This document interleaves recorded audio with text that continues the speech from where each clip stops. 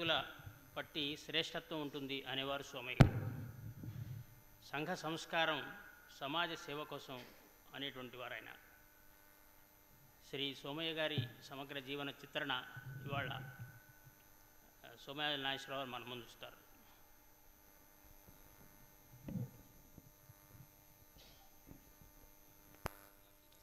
పది నిమిషాల కన్నా ఎక్కువ నుంచి మాట్లాడలేను కాబట్టి కూర్చుని మాట్లాడుతున్నాను. అందరిని అనుమతి ఇవ్వాల్సిందిగా కోరుతున్నాను. వేదికను అలంకరించిన రెమెల్లి వెంకటేశ్వర గారికి, ఎక్కా చంద్రశేఖరరావు గారికి, ఎదురుగుండా ఉండనటువంటి మహాపురుషులు మహాత్ములు అందరికీ, మాతృమూర్తులకి నమస్కారములు. ఒక నలుగురు పెద్దల్ని మీరు చూసినట్టు అవుతుంది, వారు మిమ్మల్ని చూసినట్టు అవుతుంది. సోమయ్య గారిని మేము చూడలేదు అన్నవాళ్ళు ఒక్కసారి చేయొద్దండి. ఈ నలుగురు మొట్టమొదటి నలుగురు ఒకసారి నుంచి వెనక్కి చూస్తారు. సోమయాజులు గారు, భావి గారు, రామచంద్ర గారు, గోవింద ఒక్కసారి వెనక్కి తిరిగి చూస్తారు. ఇక సోమయ్య గారిని మేము చూడలేదు అన్నవాళ్ళు చేయొద్దండి ఒకసారి. 4, 5, 6, 7, 9, 10, 70 మంది దాకా ఉన్నారు. వెరీ గ్రేట్, బాగుంది. సంఘకార్యం నిత్య నూతనం అంటే ఇదే. సోమయ్య గారు సంఘకార్యం మన 2 ప్రాంతాల్లో పెరగడానికి సాక్షిభూతులు. ఆ సాక్షిభూతుల దగ్గర మన ఉపకరణాలం. సంఘకార్యం గురించి, దాని లక్షణం గురించి ఎమర్జెన్సీ తర్వాత 1975 77 ఎమర్జెన్సీ తీసిన తర్వాత రష్యాలో ఉండేటువంటి ప్రావడా అనే ఒక పత్రిక ఒక వ్యాసం రాసింది. అది ఇండియన్ ఎక్స్ప్రెస్లో ఉంది. అది నాకు చదివాను. మీరు కూడా చాలామంది చదివి ఉంటారు. పూర్ణచంద్రరావు లాంటి వాళ్ళు చదివి ఉంటారు.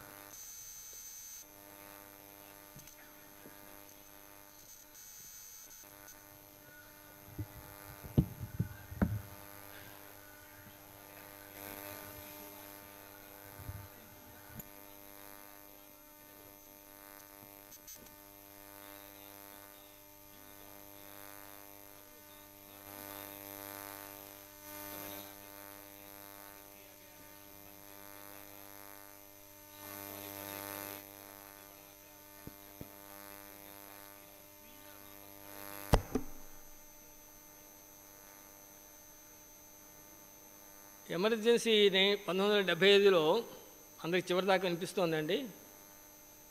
క్లారిటీ ఉందా లేదా? ఒకసారి చెప్పండి. ఉందా? క్లారిటీ ఉందా? రీసౌండా? ముద్ద మాట ఏమిటి?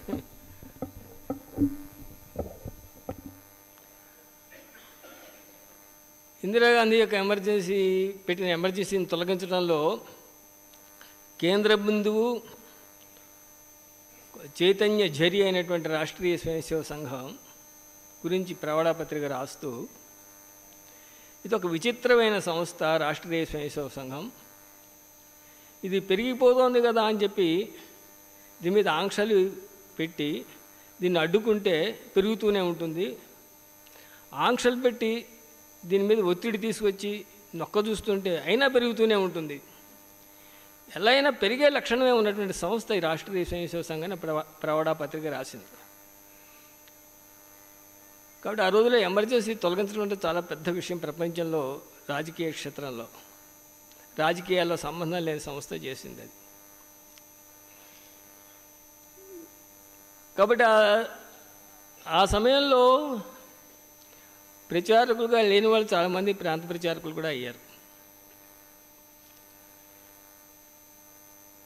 ఒకసారి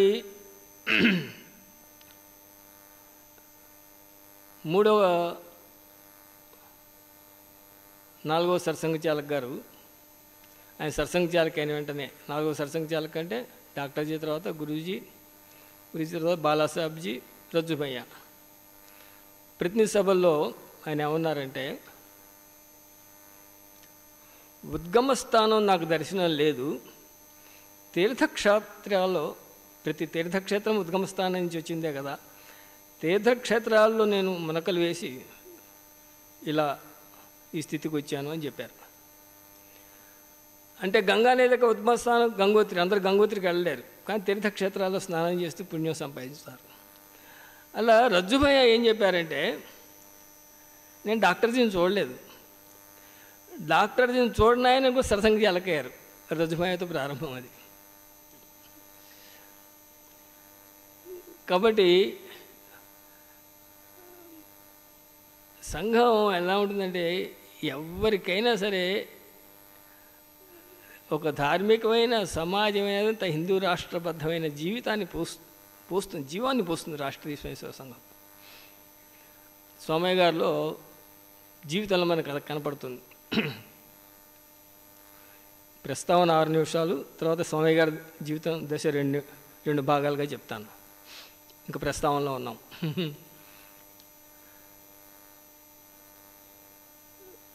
సోమయ్య గారు స్వయం సేవకు కాకముందే రాష్ట్రీయ స్వయం సేవక సంఘం ఆంధ్రప్రదేశ్లో ముందర డాక్టర్ జీవనంలో వచ్చింది. ఒక పరిచయం ఉత్తరం వల్ల, తర్వాత డాక్టర్ జీ చనిపోయారని చెప్పి వాళ్ళు తిరిగి వెళ్ళిపోయారు. తర్వాత ఒక 7-8 మంచి యువకులు కార్యకర్తలు వచ్చారు. పెయింట్సే గారు, సహస్ర భోజని గారు, దేశపాండే గారు ఇలా వచ్చారు. ఆ పేర్లన్నీ తెలుసు మనకి. వాళ్ళంతా వచ్చిన సమయంలో కోస్తా జిల్లాలోనే శాఖలు ప్రారంభమైనాయి. అయితే దేశ చరిత్రలో ప్రత్యేకంగా మన ఆంధ్రప్రదేశ్లో మనం చెప్పుకోదలసినటువంటి మన సందర్భంలో 1942 క్విట్ ఇండియా ఉద్యమం ఫెయిల్ అవ్వటం భలే ఉపయోగించుకుంది సంఘం, డాక్టర్ చనిపోయినా కూడా. ఆ చరిత్ర మనం రాష్ట్రీయ స్వయం సేవక సంఘం 1942 ఎలా ఉపయోగించుకుంది అనేది మనం కాస్త స్టడీ చేసుకోవాలి. సోమయ్య గారిలో కూడా కొద్దిగా విప్లవ భావాలు ఉండేవని వాళ్ళ స్నేహితుడు రామచంద్ర అనే ఆయన ఆనాటి వాళ్ళతో కొంతమందితో చెప్పాట. నేను తెనాల్లో 2 సంవత్సరాలు ఉన్నాను, విన్నాను. ఈ విప్లవ భావాలతో సోమయ్య గారు ఉంటే, అరే విప్లవం లేదు, అన్నీ అయిపోయినాయి, నువ్వు ఆర్ఎస్ఎస్కి రాని రామచంద్ర అని ఆయన తెనాల్లో ఆయన తాలూకా హై స్కూల్లో చదువుతుంటే తీసుకుని శాఖకి వెళ్ళారు. అలా శాఖకి వెళ్ళిన తర్వాత ఏమిటంటే విశేషం, ఈయనైతే దేశంలో విప్లవము, రష్యా విప్లవం ఇవన్నీ అయితే ఆలోచిస్తుంటారు యువత అంతా కూడా. ఈ కొత్తగా వచ్చిన యూత్కి పరిచయం అయ్యే కార్యకర్తలు ఎవరు, సంఘం గురించి చెప్పడానికి వచ్చే వాళ్ళంతా ఎవరు, అంత మహారాష్ట్ర నుంచి వచ్చిన వాళ్ళు. కాబట్టి ఈ సంఘం దేశపాండే గారు కావచ్చు, లేకపోతే సహస్ర భోజని గారు కావచ్చు, బందిష్టే గారు కావచ్చు, తెనాలంతా అప్పుడు బందిష్టే గారు, కృష్ణా గుంటూరు జిల్లా బందిష్టే గారు ఉన్నారు. మోగయ్య గారి గుంటూరు కేంద్రంగా ఉన్నారు. ఇవన్నీ ఉన్నాయి. కాబట్టి ఎవరైతే ఈ మహారాష్ట్ర అంటే మనకు ఉత్తరాది కిందే లెక్క, ఉత్తరాది వాళ్ళు వచ్చి యూత్తో మాట్లాడుతుంటే దేశంతో కనెక్ట్ అయిపోయేవారు ఆటోమేటిక్గా యూత్. అంతవరకు ప్రాంతమో లేకపోతే ఒక కమ్యూనిస్ట్ పార్టీ అనుకుంటూ ఉండేవాళ్ళు కాస్త నేషన్తో కనెక్ట్ అయిపోయేవాళ్ళు. అలా భలే బ్యాచెస్ అందరూ వీళ్ళందరి వల్ల అలా తయారైనాయి.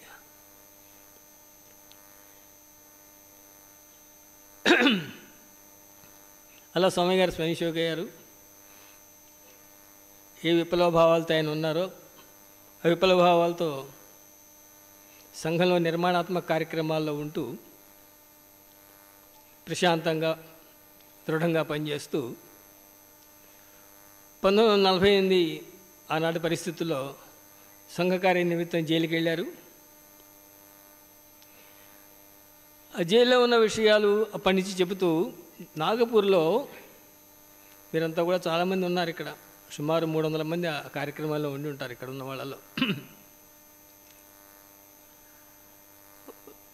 డాక్టర్ జీ శత జయంతి అప్పుడు నాగపూర్లో దేశంలో ఉన్న ప్రచారకులు, పూర్వ ప్రచారకులు, అంతమంది ప్రచారంగా ఉన్న వాళ్ళందరూ కలిపి ఒక సమావేశం, పెద్ద బైఠకులు జరిగినాయి. ఆ బైఠకులో ప్రాంతం వారీగా అంతమంది ఎక్కడెక్కడి నుంచి ప్రచారకులు వచ్చారు, వాళ్ళు గృహస్థులు అయినప్పటికీ వాళ్ళ చేత అనుభవాలు చెప్పించారు, ఇవన్నీ జరిగినాయి. చంద్రశేఖర్ నువ్వు కూడా ఉన్నావుగా, ప్రచారకుగా. అప్పుడు జైల్లోకి వెళ్ళినటువంటి ప్రచారకులు చాలామంది ప్రచారంగా మానేశారు. అందరూ మాట్లాడేసిన తర్వాత చివరిలో సోమయ్య గారు మాట్లాడారు. మాట్లాడినతో ఏం చెప్పారంటే, రామచంద్ర గారికి గుర్తుంటుంది బహుశా. జైల్లో ఉన్న అందరికీ ప్రచారంగా వచ్చిన వాళ్ళందరికీ ఇంకా చదువుకోవాలి అనిపించింది. అందుకని వాళ్ళంతా చదువుకొని బాగా పెద్దవాళ్ళు అయ్యారు. నాకు చదువుకోవాలి అనిపించలేదు అందుకని ప్రచారంగా ఉండిపోయాను అన్నారు. ఎంత వెయిట్ ఆ పదానికి, ఒక్క లైన్లో చెప్పేశారు. అంటే సంఘ విద్య కన్నా ఇంకో విద్య నాకు అవసరం లేదు, రాష్ట్రీయ స్వయం సంఘ విద్య కన్నా ఇంకోటి అవసరం లేదు అని చెప్పేసినట్టు అయింది. ఎంత అర్థం శ్రీ విద్యలాగా దాని గురించి.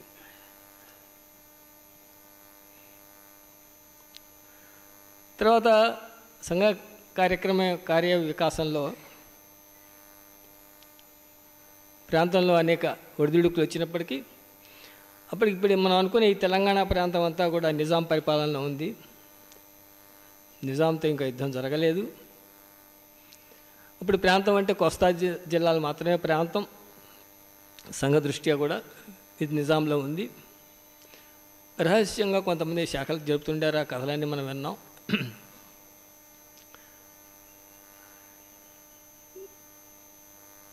42 నుంచి మోఘే గారు ప్రాంత ప్రచారకుగా ఉన్నారు, పార్కే గారు ప్రాంత ప్రచారకుగా ఉన్నారు. తర్వాత 48 నుంచి మోఘే గారు ప్రాంత ప్రచారకుగా ఉన్నారు. ఆ తర్వాత కొన్ని పరిస్థితులు నడిచిపోయినాయి. తర్వాత 59లో సోమయ్య గారు ప్రాంత ప్రచారక అయ్యారు. ఇందాక రేమళ్ళ వెంకటేశ్వర్లు మాట్లాడుతూ తర్వాత నాగేశ్వర గురించి ఎవరన్నా చెప్తారో చెప్పరో అని ఒక మాట చెప్పేశాడు. ఆయన తరఫున ఇంతమంది వచ్చారు అంతమంది వచ్చారు, ఏం జీవితంలో చెప్తారో చెప్పేవాళ్ళు ఉండరు అని నేను కూడా చెప్పుకుంటాను.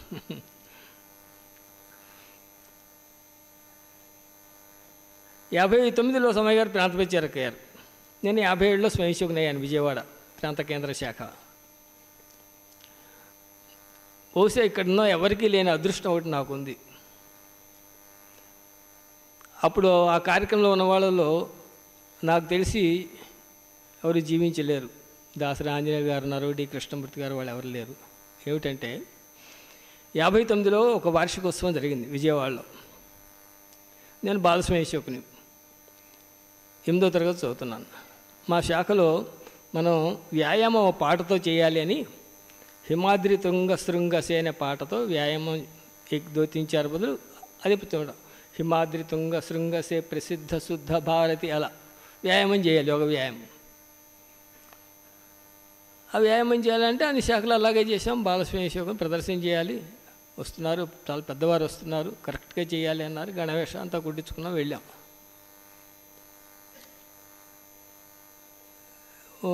కార్యవాహ వీళ్ళంతా గురూజీ వస్తారు, దానికి గురూజీ వస్తారని గేటు దగ్గర నుంచున్నారు. గురూజీ తెలియని వాళ్ళేం కాదు, దాసరేంద్ర వీళ్ళెవరికి గురూజీ తెలియని వాళ్ళేం కాదు. వస్తున్నారని కబురు వచ్చింది, దక్ష చెప్పారు. గురూజీ కనపడలేదు, ధ్వజం మాత్రం ఎగిరింది. నాకు బాగా గుర్తు, చాలా బాగా గుర్తు నాకు. గురూజీ నిక్కర్తో వచ్చారు, నేను ఒక్కడనే చూశాను.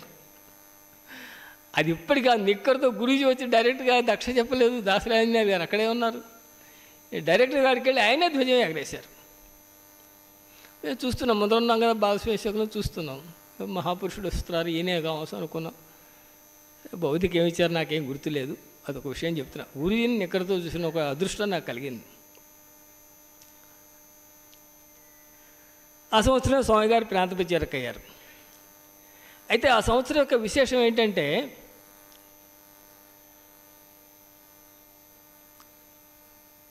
నలభై 48లో ప్రాంత శిబిరం జరగవలసింది విజయవాడ ఎస్ఆర్ఆర్ కాలేజీలో. గాంధీ గారు చనిపోవడం వలన భగ్నం అయిపోయింది అది. అప్పుడు స్వయం సేవకులు కమ్యూనిస్టుల చేతుల్లో చాలా దెబ్బలు తిన్నారు. అందుకంటే 2-3 రెట్లు స్వయం సేవకులు కూడా బాగా చావబాదారు కమ్యూనిస్టుల్ని. ఆ చావబాదిన వాళ్ళలో కొనపులి ఒకరు, మోహి గారు రే కొనపులి అని పిలుస్తుండేవారు. కొనపల్లి వెంకటేశ్వరరావు 18-19 ఏళ్ళు అప్పుడు, అంతే. వాళ్ళ అబ్బాయి వచ్చాడా, రామకృష్ణ వచ్చావా, కాబట్టి వాళ్ళ అలా బ్యాచ్ అంతా చావబాదారు వాళ్ళని. ఆ సెంటర్ విశాలాంతి సెంటర్లో చావబాదారు. 48 తర్వాత ఏమవుతుంది, విజయవాడలో పని ప్రాంత కేంద్రం అని ఉండేది. కాబట్టి 59లో మళ్ళీ అలా చిగురించేసరికి ఎంత ఆనందం వేసిందో గురూజీకి. అప్పుడు బయటకు జరిగిన తర్వాత మాకు శాఖల్లో సూచన ఇచ్చారు. ఏమిటంటే గురూజీ అప్పుడు చెప్పారు మళ్ళీ సూచన శాఖల్లో గురూజీ వచ్చింది. గురూజీ చెప్పారు, మనం ఇంటింటికి వెళ్ళి వీధుల్లో మీరు ఎప్పుడన్నా ఆర్ఎస్ఎస్కి వెళ్ళారా అని అడగాలి అని అడిగారు. మన బయటకులో ఉన్నవాళ్ళు వాళ్ళు అడగాలంటే మేము గాంధీ గారిని చెప్పారని తిడుతున్నారని ఏం వెళ్ళామని అన్నారు. కాదు, అయినా వెళ్ళి అడగాలి ఏమన్నప్పటికీ. అయితే ఎంత అయితే మహా అయితే 400-500 మంది ఉంటారేమో అన్నాం. అంటే గురూజీ ఏమన్నారటంటే 5,000 మంది ఉంటారు కనీసం చూడండి అన్నారట గురూజీ. అప్పుడు అది ఇంటింటికి వెళ్ళి మీరు స్వయం సేవక అని అడగడం మా పని, అంతే, బాల స్వయం సేవకులుగా. ఆ పనిలో నేను కూడా అప్పుడు ఉన్నాను. టోటల్ చూస్తే 5,000 వచ్చింది. బోని వెంకటేశ్వరరావు గారు ఆశ్చర్యపోయారు. కాబట్టి అంటే గురూజీకి ఎంత స్పష్టత ఉంది అనేది, దాని ప్రభావం సోమయ్య గారి మీద ఎంత ఉంది, అది మాకు ఎలా అందజేశారు అనేది విషయం. సోమయ్య గారు ప్రాంత ప్రచారక అయ్యారు 59. అప్పటికి నిజాం గొడవ పోయింది, తెలంగాణ విలీనం అయిపోయింది. 59-60లో సోమయ్య గారు పూర్తిగా శ్రీకాకుళం నుంచి ఈ చిత్తూరు జిల్లా దాకా రాయలసీమ అంతా పూర్తిగా తిరిగారు. మధ్యలో రాయలసీమ కరువు వచ్చింది. చంద్రశేఖర్ చెప్పిన మీరు చెప్పేటైతే సేవ మొదలెట్టేటప్పుడు రాయలసీమ కరువు గురించి చెప్పాలి. ఒక చిన్న సంఘటన చెప్తున్నాను. రాయలసీమ కరువు వచ్చినప్పుడు గంజి అందజేయడం చాలా గొప్ప అదృష్టం రాయలసీమలో వాళ్ళకి. ఆ గంజి అందజేయాలి. డిఎస్పి రెడ్డి గారు అక్కడ రాయలసీమ మొత్తానికి చాలా కేంద్ర బిందువైన కార్యకర్త. గంజికి కావాల్సిన ఆ గింజలు, బియ్యం అది అక్కడికి పంపించడానికి ఆర్థిక పరిస్థితి సమాజం దగ్గర సరిగ్గా లేదు, స్పందన లేదు. ఇందులో గొప్ప విషయం ఏంటంటే, నేను నెల్లూరులో చదువుకున్నాను డిగ్రీ, అప్పుడు తెలిసిన విషయం, పుస్తకంలో కూడా వచ్చింది, స్ఫూర్తి ప్రదాత పుస్తకంలో కూడా వచ్చింది. నెల్లూరులో కొన్ని శాఖల్లో చాలా బాల స్వయంసేవకులు ఉండేవారు. ఇప్పుడు ఉన్నారు, అప్పుడు ఉన్నారు. బాల స్వయంసేవకులు, అందులో కొంతమంది శిశు స్వయంసేవకులు, వాళ్ళు చిన్న అట్టలు పట్టుకుని మన మావయ్యలు, మన నాన్నలు, మన అమ్మలు, తాతమ్మలు గంజి కూడా లేకుండా బాధపడుతున్నారు, వాళ్ళకి గంజి ఇవ్వడానికి కావాల్సిన డబ్బులు కానీ బియ్యం కానీ ఇవ్వండి అని ఆ ట్రంక్ రోడ్డు మీద వాళ్ళు ఊరేగింపు జరిపారు. అది ఎలా ఉంటుంది ఆ స్పందన, అది బాల స్వయంసేవకులు. కాబట్టి దాని తర్వాత దేశముఖ్ గారు మళ్ళీ రాయలసీమ విభాగ ప్రచారంగా వెళ్ళటం అవన్నీ జరిగినాయి. సరే, అయితే ఇప్పుడు తెలంగాణ కలిసిన తర్వాత చాలా పెద్ద సవాల్ సోమయ్య గారికి. ఇదే ప్రాంతం, అది వేరే ప్రాంతం కాదు. అది సోమయ్య గారు కుర్రాయన, ఆయన పుట్టిన 20 ఏళ్ళు, 59 అంటే 32 ఏళ్ళు, సంఘ పని కొత్త, సంఘ శిక్షా వర్గం అంటే 40 రోజులు. కాబట్టి వెళ్ళిన వాళ్ళు వస్తే కానీ మళ్ళీ శాఖలు ప్రారంభం కావు. అన్నీ ఇప్పుడు నాగపూర్లోని శిక్షా వర్గాలన్నీ. దీంతోపాటు ఇంకోటి పెద్ద సవాల్ ఏమిటంటే, ఒక పక్కన తెలంగాణ కలిసింది, ఇంకో పక్కనేమో 48లో ఆ నిషేధం పెట్టడం వల్ల మన మీద ప్రభుత్వం ప్రతి ప్రాంతంలో దేశంలో విపరీతమైన అప్పులైనాయి. సంఘంలో ప్రాంత అధికారులు అప్పులు చేస్తే కానీ ఆ ఉద్యమాన్ని నడపలేకపోయారు, నిషేధం తొలగించుకునేటువంటి ఉద్యమాన్ని. అప్పటికి తెలంగాణ మన దగ్గర లేకపోయినప్పటికీ ఆంధ్రలోనే సుమారుగా 50,000 దాకా అప్పులైనాయని నేను విన్నాను. నన్ను కరెక్ట్ చేసి పెద్దలు ఎవరన్నా. అంత అప్పు తీర్చడం ఎలాగా? అప్పుడు ప్రాంత గురుదక్షిణ కూడా అంత లేదు. ఒక స్వయంసేవల దగ్గరే అప్పులు చేశారు, బయట వాళ్ళు ఎవరిస్తారు 48లో? అప్పు అంటే ఎంత తెలుసా? మినిమం 50 రూపాయలు, మ్యాక్సిమం 500, అంతే అప్పు. ఒక ఆయనకి అప్పు తీర్చలేదు, ఆయన దగ్గర ఆయన ఒక్కడి దగ్గరే ప్రాంతం మొత్తం మీద 1000 రూపాయలు తీసుకున్నట్టు రాజమండ్రిలో ఉన్నాడు ఆయన. ఆయనకి అప్పు 59లో కూడా తీర్చలేదట. మనవాడే కార్యకర్త అంతా ఇవ్వటున్నారు అని. తర్వాత ఇస్తే తీర్చచ్చులంటే అతను ఏం చేశాడంటే, అందరికి ఒళ్ళు మండింది అనుకోండి, స్వామి గారి మీద కోర్టుకి వెళ్ళాడు అతను. ఏం చెప్పాలి అతనికి? స్వామి అందరూ వచ్చి స్వామి గారి వారికి ఇవ్వకండి అదవాడు కాదు, అది కాదు బాధ్యత, చరిత్రలో మనకి పేరు చూస్తుందని నిదానంగా తీర్చారు. చెప్తున్న ఊరికే ఎంత అప్పులు ఇచ్చిన స్వయంసేవకులు వాళ్ళు ఎంత కష్టపడి వాళ్ళు ఇవ్వాల్సి వస్తుంది. కాబట్టి పక్కన అప్పులు తీర్చడం, ఒక పక్కన తెలంగాణ కలవటం, తెలంగాణ కమ్యూనిస్టులు గడ్డ. కాబట్టి ఇక పని పెరగాలి. కొచ్చి బీసీ ఈసీ అని 3 ప్రచారకులు ఉన్నారు. పేరు అన్నారా? చాలామంది వినుంటారు. కొచ్చి కృష్ణమూర్తి గారు, బీసీ రమణయ్య గారు, ఈసీ రామమూర్తి గారు. వీళ్ళ ముగ్గురిని పంపించారు. ఒకళ్ళని వరంగల్, ఒకళ్ళు మహబూబ్నగర్, ఒకళ్ళు నల్గొండ మొదలుపెట్టారు. ఈయనేమో బీసీ రమణయ్య గారేమో ఓ ఫ్లూట్ తీసుకుని సెంటర్లో వాయిస్తూ ఏదో పిల్లల దగ్గరికి చేసి శాఖలు పెట్టేవాళ్ళు. ఈసీ రామమూర్తి గారేమో 4-5 ఆసనాలు సెంటర్లో ఏదో చెట్టు కింద వేస్తుంటే 9 వస్తే శాఖ పెట్టేవారు. కొచ్చి కృష్ణమూర్తి గారేమో అది అదో తుఫాను. మొత్తానికి తెలంగాణ శాఖలు మొదలైపోయినాయి. హైదరాబాద్లోకి వచ్చేసినాయి శాఖలు. రహస్యంగా ఉంది, ఒక పెద్ద సైలెంట్ వర్క్ ఉంది. కాబట్టి ఈ విధంగా అయిన తర్వాత సంఘంలో, దేశంలో క్షేత్ర వ్యవస్థ వచ్చింది. ఏకనాథ్జీ సర్కారు అయ్యారు, అన్ని శాఖలకి తిరిగారు. ఆయన తిరిగిన తర్వాత నివేదిక ఇచ్చారు గురూజీకి. అప్పుడు కేంద్రం అంటే నాగపూర్ సరసంఘచాలక సర్కారు విభాగం, వీళ్ళు కేంద్రం, తర్వాత ప్రాంతం, తర్వాత జిల్లా, ఈ 3 ఉన్నాయి. ఇది చాలాదు పెరుగుతున్న సంఘ కార్యానికి. కేంద్రానికి ప్రాంతానికి మధ్యలో ఇంకో వ్యవస్థ అవసరం, ప్రాంతానికి జిల్లాకి మధ్యలో ఇంకో వ్యవస్థ అవసరమని ఏకనాథ్జీ దేశమంతా తిరిగి, అన్ని ప్రాంతాలు తిరిగి కొన్ని శాఖలకి ఆయన చెప్పకుండా వచ్చి అలా నివేదిక ఇచ్చారు. ఆచార్య విభాగంలో కూడా అప్పుడే మార్పు వచ్చింది. ఆ తర్వాత క్షేత్ర వ్యవస్థ వచ్చింది. 63లో యాదవరాజు క్షేత్ర ప్రచారక మనకి వచ్చారు. కొంతమంది ఏదో పుడుతూనే విద్యలన్నీ వచ్చేసినట్టుగా 63లో వచ్చారు. ఆయన వస్తూనే బాగా అవగాహన ఉన్నాయని పని విషయంలో తక్కువేం కాదు. డాక్టర్జీ దగ్గర పెరిగిన ఆయన వస్తూనే బయటకు పెట్టారు. ప్రాంత కేంద్రం బయటకు మొదటి కేంద్ర అధికారులు ప్రాంత అధికారులతో మాట్లాడే ఉంటారు. మేము కూడా, నేనేమో ఎస్ఎల్సి చదువుతూ ముఖ్య శిక్షకగా కూర్చున్నాను. మనం ప్రాంత శిబిరం జరుపుకోవాలి అని చెప్తున్నారు ఆయన.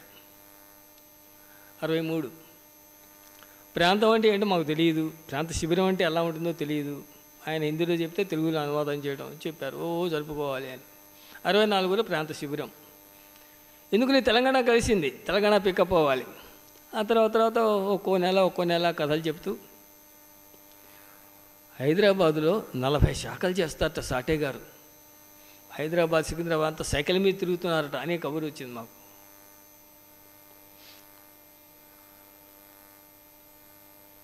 అందరికీ అర్థమవుతుందని నేను చెప్పేది, కాస్త తలకాయ నొప్పిగా ఉంది. కాబట్టి దాంతో ఏమైందంటే హైదరాబాద్లో ప్రాంత శిబిరము సాటే గారు సైకిల్ మీద 40 శాఖలు పెడుతున్నారట అనేది ఏమైందంటే ఈ కోస్తా జిల్లాని ఇన్స్పైర్ చేసింది హైదరాబాద్కి వెళ్ళాలి అనేది. అంతవరకు ఏమిటి విజయవాడ గుంటూరు ఇదేగా. కాబట్టి హైదరాబాద్ మీద అట్రాక్షన్ పెరగడానికి సాటే గారు సైకిల్ మీద అంతా తిరిగేసి 40 శాఖలు పెడుతున్నారట. అంటే అంతకుముందు ఎన్ని ఉన్నాయి మాకేంది, 40 అంటే ఎక్కువే. విజయవాడలో 20-21 ఉండేవి, విజయవాడకు డబల్ అయిపోతుంది అని. కాబట్టి ఆ ప్రాంత శిబిరం 3 వచ్చేసింది. అయితే ఎక్కడ ఘోష లేదు. ప్రాంత శిబిరానికి ఘోష అంతా కర్ణాటక నుంచే వచ్చింది. శిబిరం నల్లకుంటలో జరిగిందండి సోమయాజులు గారు.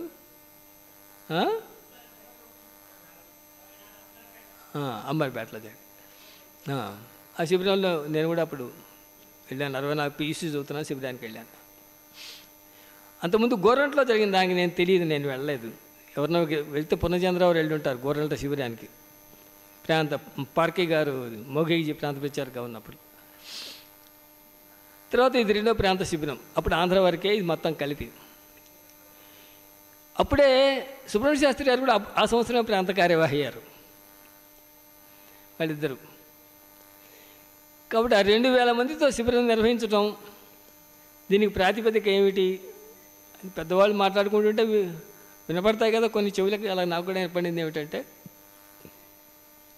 విజయవాడలో కృష్ణా నదిలో ఒక శిబిరం జరిగింది, కృష్ణా నదిలో లంకలో. అప్పుడు మోఘే గారి ప్రాంత ప్రచారకు, సాఠే గారు స్వామి గారు మహోగ్రమైనటువంటి సమతా శిక్షకులు ఇద్దరు. కాబట్టి అప్పుడు ఆ ప్రాంత శిబిరం నిర్వహించడం, మోఘే గారు నిర్వహించడం స్వామి గారు చూశారు. యాదరాజీ గైడెన్స్ చాలా దివ్యంగా ఆ ప్రాంత శిబిరం జరిగింది. శిబిరంలో పథసంచలనం చూడటానికి గురూజీ వచ్చి నుంచున్న చోటు, అదంతా నాకు ఇంకా గుర్తుంది. సీతాఫలమెంటరీ కాదు, అదేంటి సుధా హోటల్ ఎదురుగుండా, అక్కడ దాని ఏరియా పేరు ఏంటిది, సుధా హోటల్, కాచిగూడ సుధా హోటలే ఇక్కడ, అక్కడ చూడటం గుర్తుంది. అంటే ప్రతి సంవత్సరం గురూజీని చూస్తూనే ఉండేవాళ్ళం, విజయవాడలో ఉన్నాం కాబట్టి. ఆ ప్రాంత శిబిరం తర్వాత ఒక్కసారి తెలంగాణలో ఇంకా ఆంధ్ర చాలా విశ్వాసం వచ్చింది. తర్వాత నిదానంగా క్యాపిటల్ ఆంధ్రప్రదేశ్ అవ్వడం వల్ల చాలామంది హైదరాబాద్లో సెటిల్ అవ్వడం, మంచి కనెక్షన్ బాగా జరిగిపోయింది, తాల్మేల్. ఇప్పుడు స్వామి గారి స్టెప్ ఏమిటంటే, అంతవరకు ఆంధ్రాలో ఆయనకు తెలిసిన ఏరియాలో ప్రాంత ప్రచారంగా వ్యవహారాన్ని నడిపించుకున్నారు. ఇప్పుడు తెలంగాణ వచ్చిన తర్వాత కేంద్ర బిందువు ఎంత పని అది ఇంక తెలియదు. ఎప్పుడైనా వెళ్తేగా, తెనాలి తాలూకా హై స్కూల్ మనిషి ఏం తెలుసు, కోనసీమ వాళ్ళకి లోకం తెలియదు అని కొంతమంది ఎక్కిస్తున్నాడు. అలా ఏంది, హైదరాబాద్ వెళ్ళాలి, చూడాలి, ఎక్కడెక్కడ తిరగాలి, ఏమిటి పరిస్థితులు, సామాజిక పరిస్థితులు ఏమిటి, ఎలా ఉంటారు ఏమిటి.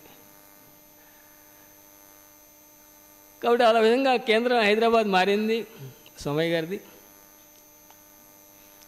అక్కడ స్టెప్ బై స్టెప్ ఇచ్చారు. అది ప్రత్యేకంగా మళ్ళీ ఇంకోసారి ఇలా ప్రతి ఏడు జరుగుతున్నాయి కాబట్టి తెలంగాణ ఎలా పని పెరిగింది అనేది మళ్ళీ ఒకసారి ప్రత్యేకంగా చెప్పుకోవడం మాత్రం చాలా అవసరం.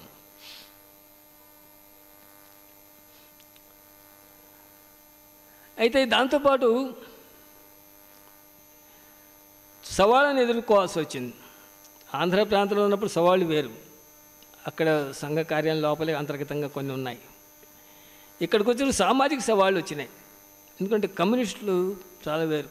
నల్గొండ జిల్లాలో 2 గ్రామాల పేరు చెప్తారు, తొండ, అన్నారం, అలా 4-5 గ్రామాలు చెప్పారు అప్పుడు ఈసీ రామూర్తి గారు. ఉప్పు సత్యాగ్రహం అప్పుడు కానీ, క్విట్ ఇండియా ఉద్యమం అప్పుడు కానీ కాంగ్రెస్ కూడా అక్కడ సభలు పెట్టలేనంత కమ్యూనిస్టులు కంచుకోటది. కాబట్టి అలాంటి చోట శాఖలు పెట్టేశారు. కాబట్టి అంత ముట్టికాయ పట్టినట్టు కమ్యూనిస్ట్ పార్టీకి, ఆ రోజు కమ్యూనిస్ట్ పార్టీకి మన దేశంలో ఆంధ్రప్రదేశ్లో ఉన్న కమ్యూనిస్ట్ పార్టీకి రష్యాకి, చైనాకి చాలా లింక్. అది ఏ గ్రామంలో ఏం జరుగుతుందా అని. విజయవాడలో కూడా కృష్ణలంక కమ్యూనిస్టులే, అక్కడి నుంచి జరిగే విషయాలు పేపర్లో రావడం కూడా చూస్తున్నాం మేము. కాబట్టి దాన్ని వాళ్ళు షేమ్ ఫీల్ అయిపోయి స్వయంసేవకు మీద దాన్ని అఘాత్యం చేయడం అని చాలా పెరిగినాయి, తక్కువేం కాదు. వాటిలో ఈ అన్నారం గ్రామంలో స్వామి గారి మీద కూడా పెద్ద దాడి జరిగింది. పడిపోయారు స్వామి గారు, చేతులు పెట్టుకుని అందరూ స్వయంసేవకులంతా వెళ్ళిపోయారు, ఇంత మీద పడ్డారు. ఆ కథ అంతా మళ్ళీ చెప్పుకోవాలన్నా కదా, తర్వాత వస్తుంది అది. ఈయన చచ్చిపోయారు అనుకుని కమ్యూనిస్టులు కారాలతో కొట్టి కొట్టి వెళ్ళిపోయారు. కమ్యూనిస్టులు వెళ్ళిపోయిన తర్వాత స్వామి గారు వెళ్ళిపోయారని తెలిసిన తర్వాత ఒక స్వయంసేవకు వచ్చి స్వామి గారు అని లేపాడు పడుకుని. వెంటనే స్వామి గారు అన్న మాట ఏంటో తెలుసా, జాగృతిలో వచ్చింది, అది చదివాన్ని అప్పుడు భీమవరంలో ప్రచారంగా. నువ్వు కులాసా ఉన్నావా అని అడిగారట. బా, అతను చావాలే బతకాలి, అతను పలకరించిన వాడు. అతని పేరు కూడా చెప్పారు కానీ మర్చిపోయాను నేను. Bhimireddy Narasimhareddy, good good, correct. ఆ తర్వాత మళ్ళీ ఏంటో మన వాళ్ళకి ఎవరు కావాల్సిన వాళ్ళు, ఎవరు అక్కర్లేదు, మన ప్రజలకు తెలియటం లేదు అని ఒక్కటే కామెంట్, ఇంకేం లేదు సోమయ్య గారు. దాని తర్వాత దెబ్బలు మానే ప్రాంతం అంతా తిరిగారు. స్వామి గారు రక్తం చిందించిన ఈ భూమిలో ఎంత సంఘకార్యం పెరిగిందంటే ఈ తెలంగాణలో ఆంధ్ర కంటే 4 రెట్లు 5 రెట్లు పెరిగిపోయింది. కాబట్టి ఇన్స్పిరేషన్ పాయింట్లు ఇప్పుడు ఆంధ్రాకి తెలంగాణ అయిపోయింది. ఎలా అయింది ఇంకొక విషయం చెప్తాను, అంతా చెప్పలేను, కొంతవరకు చెప్తాను. ఎంతవరకు టైం ఎంతవరకు? ఇది 68 అనుకుంటా స్వామి గారి మీద దాడి జరిగింది. 69 భాగ్యనగరు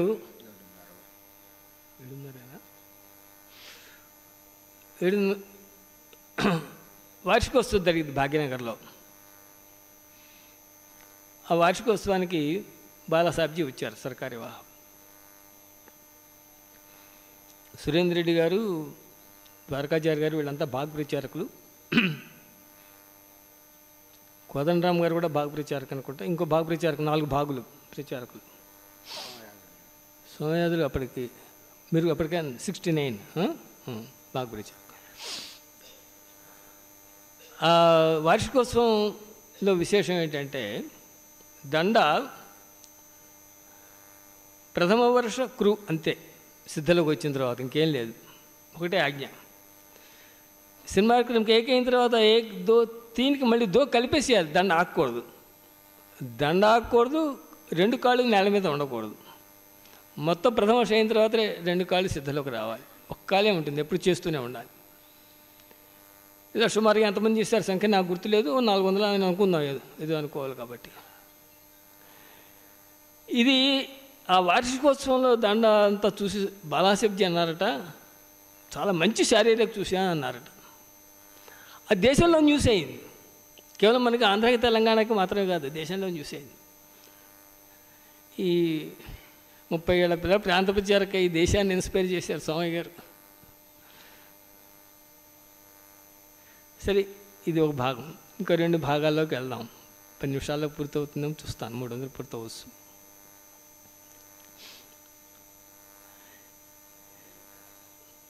మన భారతదేశంలో స్వాతంత్ర ఉద్యమాన్ని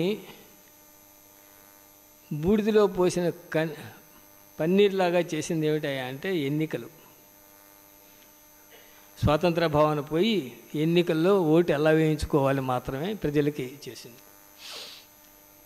అసెంబ్లీ పార్లమెంట్ ఎన్నికలు 51 ఎన్నికలు మొదలైనాయి. ఆంధ్రప్రదేశ్లో మధ్యలో 55లో కూడా వచ్చినాయి. 51, 56, 62. అది చేసుకుందాం. 51లో స్వామి గారి ప్రచారకే కానీ ప్రాంత ప్రచారక కాదు. 56లో స్వామి గారి ప్రచారక కానీ ప్రాంత ప్రచారక కాదు. 62కి స్వామి గారి ప్రాంత ప్రచారక. చైనాతో యుద్ధం. ఆ యుద్ధం అప్పుడు ఆ యుద్ధం అప్పుడు కాలేజీల వారీగా ఊరింపులు అయినాయి. మేము కూడా విజయవాడ కాలేజీలో ఊరింపులు నడిపాం. ఇంకా విద్యార్థి పరిషత్తు లేదు, మన ప్రాంతానికి రాలేదు, స్టార్ట్ అయింది కానీ మన ప్రాంతంలో లేదు. కాబట్టి పెద్ద ఊరేగింపులు అయినాయి. ఆ తర్వాత ఎన్నికల్లో విజయవాడలో కేఎల్ రావు గారు పార్లమెంట్కి నిలబడ్డారు. కేఎల్ రావు గారు అంటే పెద్ద ఇంజనీరు, తర్వాత దేశం అంతటికి ఇరిగేషన్ మినిస్టర్ అయ్యారు. చాలా పెద్ద పండితుడు, చాలా పెద్ద ఇంజనీర్. ఆయన ముందర అసలు క్యాండిడేట్ నిలబెట్టడమే చాలా కష్టం. గుడివాడ గురునాథరావు గారిని ఒక ఆయన నిలబెట్టారు, స్వయంసేవకే నిలబెట్టారు. విజయవాడ అసెంబ్లీలో 2000 ఓట్లు వచ్చినాయి. ఇంకా అక్కడక్కడ 250, 70 అలా వచ్చేసి మొత్తం 3000 ఓట్లు వచ్చినాయి ఆయనకి పార్లమెంట్కి. ఎవరో తెలిసిన మా చుట్టుపక్కల కానీ మిగతా ఏరియాలో కానీ అబ్బా 3000 మంది జనసంఘానికి ఓటర్లు ఉన్నారా అబ్బా అని అందరూ ఆశ్చర్యపోయారు. ఇది 62 పొజిషన్, గుర్తుంచుకోండి. ఇంకో దానికి ఇది ప్రాతిపదిక చెప్తున్నాను మీకు. 3000 మంది ఉన్నారా అని ఆశ్చర్యపోయారు. 62, 65 చెప్తున్నాను. చైనా పాకిస్తాన్తో యుద్ధం.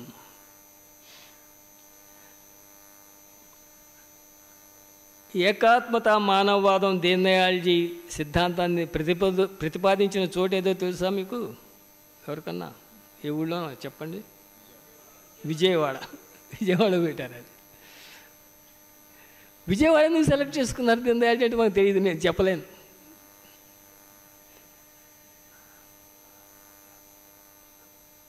తర్వాత చనిపోయిన తర్వాత తెలిసింది ఎందుకు పెట్టుకున్నారు ఏమిటి అనేది, చాలా ఆర్టికల్స్ని బట్టి తెలిసింది. అప్పుడు నాకు తెలియదు, నేను నెల్లూరులో డిగ్రీ చదువుతున్నా. ఎంత విశ్వాసం వస్తే విజయవాడలో పెడతారు? సభలు జరపాలంటే 5 లక్షలు కావాలి. 5 లక్షలు ఎక్కడ కలెక్ట్ చేస్తారు? 59, 60కి కానీ అప్పులు తెరలేదు, సంఘంలో నిషేధం అప్పులు. 65లో 5 లక్షలు కలెక్ట్ చేయాలి. కాబట్టి ఎలా కలెక్ట్ చేయాలన్నప్పుడు ఠాగూర్ గారు సంఘటన కార్యదర్శి, సంఘ కార్యం మీద విశ్వాసం ఉంటే కానీ జరపలేరు. జనసంఘం మీద విశ్వాసం ఉండే రోజు జరపడానికి ఏం లేదు అక్కడ. కాబట్టి సోమయ్య గారు ఠాగూర్ గారు కలిసి ఏమన్నారంటే, ఎల్ఎస్ రాజుని పంపించండి మాకు, మేము కలెక్ట్ చేస్తామన్నారు. ఎల్ఎస్ రాజు గారు కొంతమందికి తెలుసు, ఇక్కడ పిల్లేరు వారు. ఎల్ఎస్ రాజు గారు వచ్చి కలెక్షన్ కోసం క్యాంప్, ఒక సభల ప్లానింగ్ అంతా కేంద్రం నుంచి ఎవరో వచ్చారు, మిగతా అంతా సోమయ్య గారికి బాగా తెలుసు. ప్లానింగ్ సభల ఏర్పాటు ప్లానింగ్ అంతా సంఘమే చేయాలి. సరే ఎలా కలెక్ట్ చేశారంటే, ప్రాంత కేంద్ర శాఖ వాడిని గారు ఠాగూర్ గారితో కూడా నాకు బాగానే స్నేహం ఉండేది, మాట్లాడేవాడిని. స్నేహం చెప్పలేను కానీ చనువు ఉండేది, మాట్లాడుతుండేవాడిని. సభలు అయిన తర్వాత ఠాగూర్ గారిని అడిగాను నేను, ఏమండి 5 లక్షలు ఎలా కలెక్ట్ చేశారండి అంటే, ఇంకెక్కువే అయింది నాగేశ్వరరావు, ఎలా చేశారు, మొట్టమొదటి ఎలా చేశారు చెప్పండి అని అడిగాను నేను. నాకు కొద్దిగా ఆరాటం ఉన్న మనిషిని కదా, అందుకని పిచ్చోళ్ళం ఇలా పిచ్చారుగా వచ్చాం. కాబట్టి ఎలా కలెక్ట్ చేశారు, మొట్టమొదటి ఏం చేశారు చెప్పండి అన్నాను. ఎల్ఎస్ రాజు, నేను, కొల్లిమర్ల, ఇంకో ఇద్దరం కలిసి టెలిఫోన్ డైరెక్టరీ చూసాం. చూస్తే అందులో ఏమర్థమవుతుంది, చాలామంది ఫోన్ ఉంటుంది కానీ ఏదో మోసంలాల్ దగాచంద్ అని ఏదైనా పేరు ఉందేమో చూసాం. చూస్తే మారువాడి కనపడ్డాడు, వెళ్ళి చూద్దాం అనుకున్నాం. అడ్రస్ తీసుకుని వెళ్ళాం. అక్కడికి వెళ్ళాం, తలుపు తట్టాం, తీశారు. ఎవడో తెలియదు, ఆ చంద్ ఎవరో మాకు తెలియదు, నమస్కారం ఎవరికి పెట్టాలో తెలియదు. చంద్ గారిని కలవాలన్నాం. కూర్చోండి అన్నాడు, కూర్చున్నాం. కూర్చున్న తర్వాత మంచినీళ్ళు వచ్చినాయి. అబ్బాయో తండ్రో ఎవరో చెందో తెలియదు. ఈలోగా చిన్న పిల్లాడు, 8-9 ఏళ్ల పిల్లాడు వచ్చి అగరత్తులు వెలిగిస్తున్నాడు. ఇందా మేము వెలిగించినంత కష్టపడుతున్నాడు అతను కూడా. ఒక అగ్గిపొల అయింది, వెలగలేదు, కింద పడేశాడు. ఇంకో అగ్గిపొల అయింది, కింద పడేశాడు. ఇది లోపల నుంచి ఎవరో చూస్తున్నారు. అలా 3-4 అగ్గిపొలలు అయిన తర్వాత ఆయన వచ్చాడు. ఏమండి ఎవరు మీరు అని అడుగుతూ, మేము చెప్పుకునే లోపల కుర్రాన్ని తిట్టారు. ఏమని, ఏరా ఒక్క దీపం వెలిగించడానికి 4 అగ్గిపొలాలు వేస్ట్ చేస్తావా అని. ఇదేమిట్రా బాబు, ఇక్కడికి వచ్చాం, అగ్గిపుల్ల వేస్ట్ చేస్తే తిట్టాడు, మనకి డబ్బులు వస్తాయా, మన తిట్టి పంపిస్తాడు అనుకున్నాం.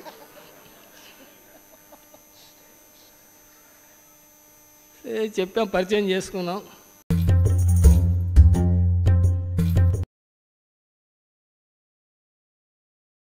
ఎంత కలెక్ట్ చేయాలంటే చెప్పాం, ఇంత అమౌంట్ అని. ఎంత అడగడానికి వచ్చారు అన్నాడు. ఎంత అడగాలి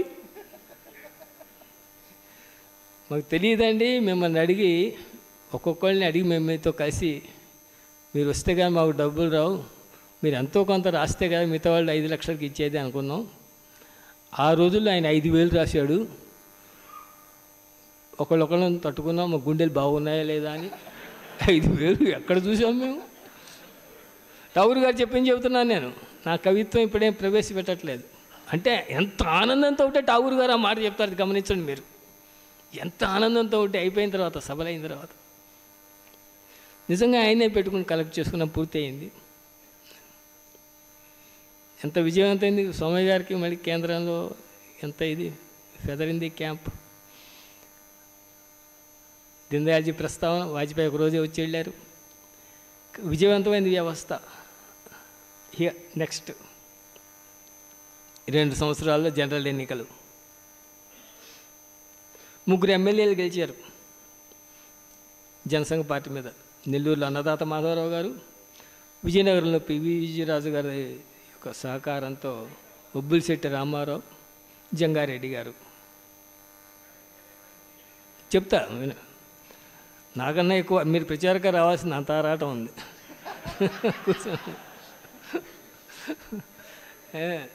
ఇదే ఆరాటం తొందరపాటు ఉంటే కానీ రాలేరండి ప్రచారకగా. కాబట్టి ఎవరన్నా తొందరపడి ప్రచారకులు మాట్లాడితే ఏమనుకోకండి గృహిణులు. కాబట్టి 3 ఎమ్మెల్యేలు అయ్యారు. ఎవరెవరికి షాకు? సరే, కమ్యూనిస్టులకు షాకు, కాంగ్రెస్కి షాకు అన్నీ వదిలేసేయండి. తమిళనాడు, కేరళకి షాకే ఉండదు, వాళ్ళు ఎక్కడ. మహారాష్ట్రకి, గుజరాత్కి షాక్ అయిపోయింది.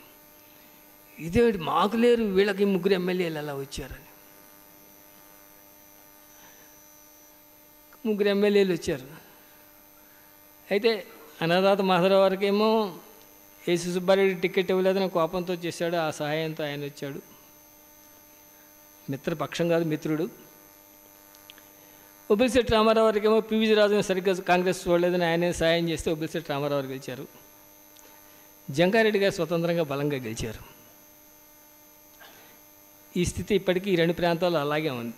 అది మిత్రపక్షం ఉంటే కానీ అక్కడ గెలగలేదు, ఇక్కడేమో స్వతంత్రంగా గెలుస్తూనే ఉంటుంది. ఇక్కడ అది అలాగే నడుస్తుంది బండి. ఇక్కడ ఈ 3 చోట్లకు వచ్చి స్వామి గారు బయటకు తీసుకోవడం నాకు తెలుసు. నేను అప్పుడు నెల్లూరులో డిగ్రీ చదువుతున్నాను, అన్నదాత మాధవరావు ఉన్నప్పుడు. కలిసి స్వయంసేవకులు పనిచేయాలి, ఎన్నికల్లో చాలా డిఫరెన్సెస్ వస్తాయి, అయినా పని చేయాలి అని బయటకు తీసుకున్నారు. దుర్గాప్రసాద్ గారు ఇన్ఛార్జి తెలుసు. ఓసి విజయనగరంలో అలా కూడా తీసుకుంటారు, వరంగల్లో కూడా తీసుకుని ఉంటారు. దాంతోపాటు ఎమ్మెల్సీ ఎన్నికలు వచ్చినాయి. తాలూకు కార్యగా ఉన్నట్టు వైసీ రంగారెడ్డి గారు నిలబడ్డారు జనసంఘ తరఫున, ఆయన గెలిచారు. పివి చలపతిరావు అక్కడ గెలిచారు. డిఎస్పీ రెడ్డి గారు రాయలసీమలో గెలిచారు. ఇక్కడ వి రామారావు గెలిచారు. 4 ఎమ్మెల్సీలు, 2 టీచర్ ఎమ్మెల్సీలు, మన్నవ గిరిధర్రావు గారు, కుర్మాచారి గారు, ఇంకోళ్ళు ఎవరో ఉండాలి 3వ మనిషి కాదు, ఆయన గ్రాడ్యుయేట్ ఎమ్మెల్సీ. కాబట్టి 4 గ్రాడ్యుయేట్ ఎమ్మెల్సీలు, 2 టీచర్ ఎమ్మెల్సీలు, 3 ఎమ్మెల్యేలు. కాబట్టి అప్పుడు వెంకటరావు చీఫ్ మినిస్టర్ అవుతున్నాడు. కాబట్టి వీళ్ళంతా కాంగ్రెస్ పార్టీ గడగడలాడిపోతోంది. జగన్నాథరావు జోషి అప్పుడు ఆయన పర్యటనలో భాగంగా నెల్లూరు వచ్చారు. ఠాగూర్ గారు అంతా కలిశారు. మేమంతా యూత్, వేణుగోపాల్ రెడ్డి కూడా ఉన్నాడు అప్పుడు. మేమంతా యూత్తో కూర్చోవాలంటే కూర్చున్నారు. కూర్చున్న తర్వాత జగన్నాథరావు జోషి ఠాగూర్ గారితో మాట అంటుంటే మేము విన్నాం. వేణు గుర్తుందో లేదో నాకు తెలియదు, నాకు గుర్తుంది చెప్తున్నా. నీకేమయ్యా గోపాల్, ఏం ఉపన్యాసాలు ఇచ్చేవాళ్ళు ఉన్నారు నీ దగ్గర? జూపుడు ఉన్నాడు, కొల్లింబర్లు ఉన్నాడు, కొమరగిరి ఉన్నాడు, అలా పేర్లు చెప్పి ఎల్ఎస్ రాజు ఉన్నాడు. ఎంతెంత ఉపన్యాసాలు ఇస్తారు, మాకు లేరు అంత ఉపన్యాసాలు ఇచ్చేవాళ్ళు. నేను చెప్తే హిందీలో ఇవ్వాలి, నీకేం లే, ఎన్నైనా గెలుస్తావు అని గోపాలరావు ఠాగూర్ గారిని జగన్నాథరావు జోషి అంటున్నారు.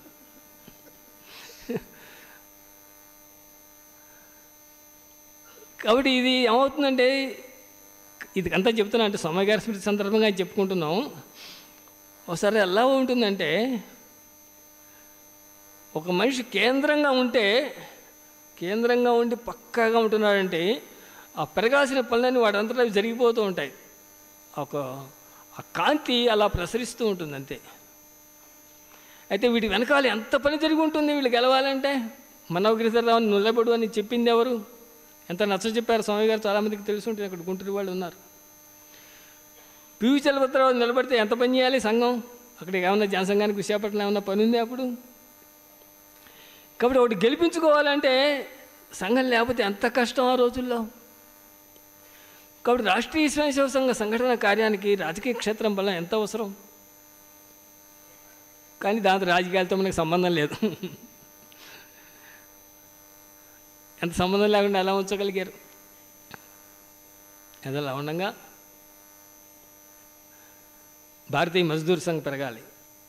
ఎక్కడ పెరగాలి? ముందర ఆంధ్రప్రదేశ్ అంతటికీ కూడా స్టార్ హైదరాబాద్లో పెరిగితే అక్కడ వస్తుంది. కానీ హైదరాబాద్లో పెరిగిన తర్వాత అప్పుడు విశాఖపట్నంలో కూడా బిఎంఎస్ వచ్చింది, బిహెచ్పి వాటిలో కూడా వచ్చింది. కాబట్టి ఛాలెంజెస్ని ఎదుర్కోవాలి కదా. కాబట్టి యువకులు సామాన్యంగా ఉంటారా? స్వామి గారిని కొట్టారా, మేము కొట్టకుండా ఉంటాం మిమ్మల్ని అని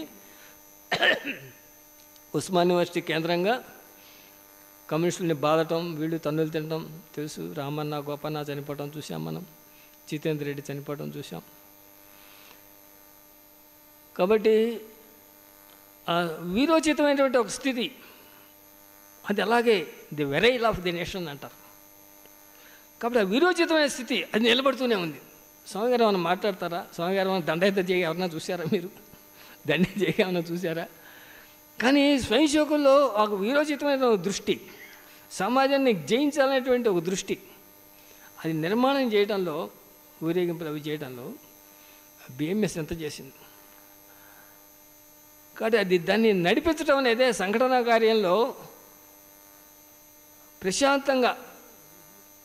నది యొక్క ప్రవాహం ఎలా ఉంటుందంటే, సముద్రం అలా లేస్తుంది, నది ప్రవాహం అలా ఉండదు. నది పైన ప్రశాంతంగా కనపడదు, అంత అడుగుని ఎలా ఉంటుందంటే స్పీడు. ఒక డ్యామ్ కట్టాలంటే డైరెక్ట్గా ప్రవాహం వచ్చి డ్యామ్ని కడితే ప్రపంచంలో ఎక్కడ ఏ దేశంలో డ్యామ్లో ఎగిరిపోతుంది. అది ముందర పక్కన ఒక కొండను కొట్టాలి, ఆ కొండను కొట్టిన తర్వాత మళ్ళీ తిరుగుతుంది ప్రవాహం, మళ్ళీ ఇంకో కొండను కొట్టాలి, ఆ తర్వాత డ్యామ్ కట్టాలి. కాబట్టి అండర్నీత్ స్పీడ్ అంటారు, అండర్నీత్ పవర్ అంటారు. పైకి కనపడకుండా ఉండేవి అంతర్గతంగా వేగం ఉండాలి, అంతర్గతంగా శక్తి ఉండాలి. అది నిర్మాణం చేయాలి. అది సంఘానికి మాత్రమే చేతవుతుంది. ప్రపంచంలో ఇంకెవరికి తెలియదు ఆ టెక్నిక్. డాక్టర్జీ కుశలత అది గ్రహించడం చాలా చిన్న విషయం కాదు. అది సంఘ సిద్ధాంత పుస్తకాలు చదివితే రాదు. అది ఒక స్వయం సేవకుతో కలిసి జీవిస్తుంటేనే వస్తుంది. అది ఆ శక్తిని నిర్మాణం చేయడం, ఎంత నిర్మాణం చేశారు స్వామి గారు 30 ఏళ్ళు. కాబట్టి 59 నుంచి 64 వరకు ఒక స్టెప్ అయింది.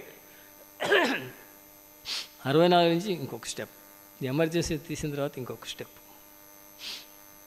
సమయం పూర్తయింది. సంతోషం. కర్పూర గౌరవం కరుణావతారం సంసార సారం భుజగేంద్రహారం సదా వసంతం హృదయ అరవింది భవం భవాని.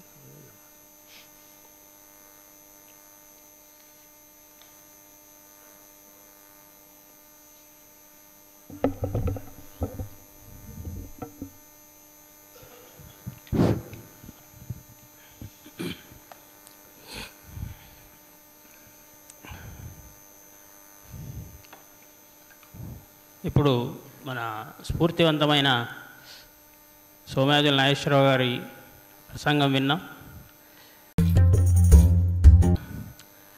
సంఘటన నిర్మాణం చేయడానికి అది మనకి ప్రేరణ. ఈ సందర్భంగా సోమేపల్లి సోమయ్య స్మారక సేవా అధ్యయన సంస్థ కొందరు జ్యేష్ఠ ప్రచారకులను, కార్యకర్తల్ని సన్మానించాలనుకుంది. ఆ సన్మానాన్ని ఇప్పుడు నిర్వహించవలసిందిగా మన కార్యవర్గ సభ్యులు వేణుగోపాల్ గారు వచ్చారా? వేణుగారు కూడా ఇక్కడికి రావాలి. హనుమంతరావు గారు,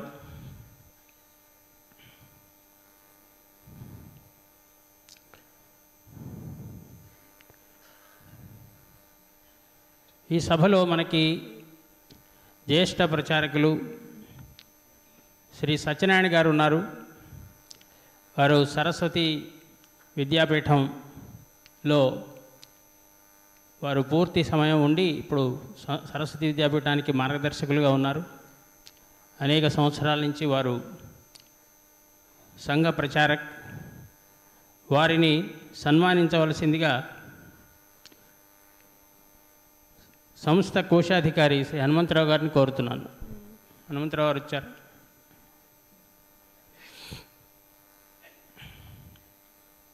రాజశేఖర్,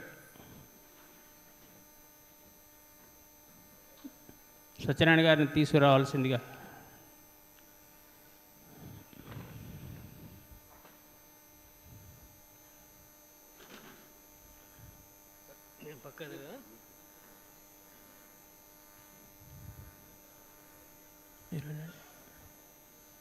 వేణుగోపాల్ గారు మీరు వెళ్ళండి. వేణుగోపాల్ గారు మీరు వెళ్ళండి. అక్కడ కార్యవర్గ సభ్యులు శ్రీ వేణుగోపాల్ గారు సత్యనారాయణ గారిని సన్మానిస్తారు.